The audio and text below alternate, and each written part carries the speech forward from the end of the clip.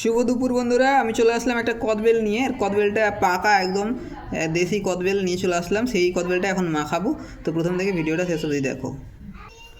তো এই কদবেলটা মাখানোর জন্য প্রথমে আমি যেটা করব সেটা হচ্ছে ঝাল জিনিস নেব। ঝাল ছাড়া তো এটা চলবে না। আর আমি ঝালের জন্য বেছে নিলাম আমাদের বাড়ির সেই একদম তাজা তাজা লঙ্কাগুলো আমি এখন ভেঙে নেব।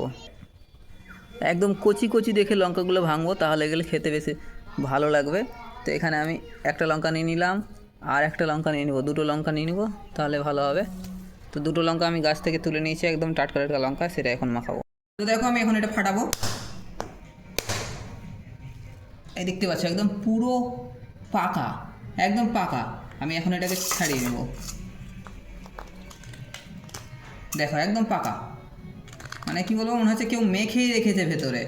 এত সুন্দর কদবেল, কিচ্ছু না। এই কদবেলগুলো কত করে বলো তো? এই কদবেলগুলো ছিল মাত্র 20 টাকাতে 3 পিস। 2 পিস অলরেডি খেয়ে নিয়েছি, আর 1 পিস রেখেছিলাম। এটা ভাবলাম যে ভালো করে পাকবে তারপরে। তো দেখো এটা আমি একদম ছুটিয়ে নিচ্ছি, একদম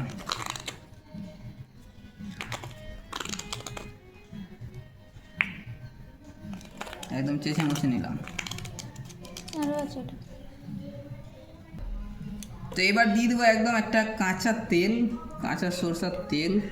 এই দেখো একদম সিম্পলভাবে মাখাবো। একটু সরষের তেল আর একটু নুন। এর মধ্যে যদি তোমরা বিট নুন দাও, বিট নুন দিলে আরও বেশি ভালো লাগবে খেতে। তো আমি বিট নুনটাও দেবো।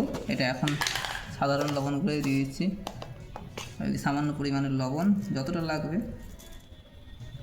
আর আমি যেটা করব, এই দেখো চামচটা হয়তো একদম চেঁচে মুছে নিয়ে নিই, চামচটার মধ্যে রেখে দিলাম। আর এখন কাঁচা লঙ্কাটাকে এই দুটো মাখিয়ে নিই হালকা করে। ও কি সুন্দর, দেখো তো কালারটাই দেখো তোমরা, কালারটাই দেখে মনে হয় যে খেয়ে নিই। লঙ্কাটা মাখাবা না নাকি? আর দেখো লঙ্কাটাকে করে দিয়ে দিলাম, কচি কচি লঙ্কা, যাতে লঙ্কাটাকে কামড়ে খাওয়া যায়।